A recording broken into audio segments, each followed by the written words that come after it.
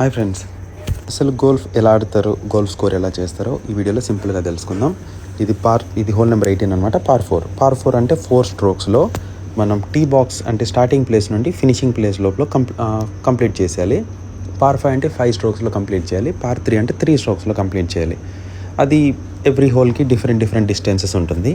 For example, ఇప్పుడు మనం ఈ హోల్ వ్యూ చూస్తున్నాం కదా, ఇది 413 yards ఉంది, అంటే అప్రాక్సిమేట్లీ 377 meters అనమాట. ఇది హోల్ వ్యూ. రైట్ సైడ్లో మనకి శాండ్ అండ్ పక్కన వాటర్ కూడా కనిపిస్తున్నాయి కదా, లెఫ్ట్ సైడ్లో బంకర్ అనమాట.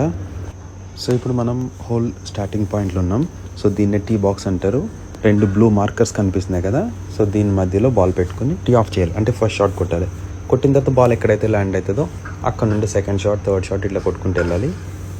ఇది బిగినర్స్ మెన్స్ కోసం. అండ్ ముందు ఇక్కడ మనకి రెడ్ టీ బాక్స్ కనిపిస్తుంది కదా, రెడ్ మార్కర్స్, ఇక్కడ నుండి లేడీస్ ఆడతారు. బిగినర్స్కి కొంచెం తక్కువ డిస్టెన్స్, లేడీస్కి ఇంకా కొంచెం తక్కువ డిస్టెన్స్ ఉంటుంది. అందరికీ ఫేర్గా ఉండడం కోసం అనేసి మా మంది ఇంకో గ్రూప్ ఉన్నారు కదా, వాళ్ళు ఆడుతున్నారు.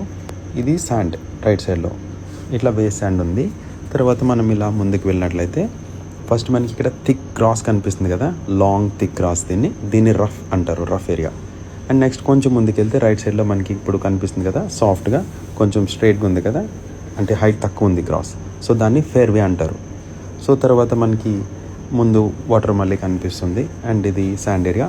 ఆ వాటర్ ఇదంతా కూడా కొంచెం కోర్స్ని డిఫికల్ట్ చేయడానికి ఉంటుంది. ఆ వాటర్లోకి వెళ్ళిందంటే అది penalties.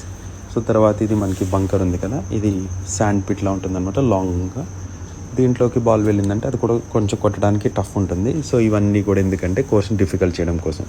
And next, so finally మనకి ఇప్పుడు ఇక్కడ ఫ్లాగ్ కనిపిస్తుంది కదా, దీన్నే పట్టింగ్ గ్రీన్ అంటారు.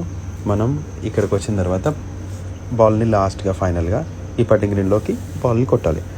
ఎవరైతే ఎంత తక్కువ స్ట్రోక్స్లో అయితే బాల్ని కొడతారో అన్ని పాయింట్స్ వస్తాయి, అంటే అంత స్కోర్ మంచిగా ఉంటుందన్నమాట. సో ఎక్కువ స్కోర్ ఉంటే మన క్రికెట్లో ఎట్లా మంచి స్కోర్, కానీ దీంట్లో తక్కువ ఉంటే మంచి score. Okay then, thank you, see in the next.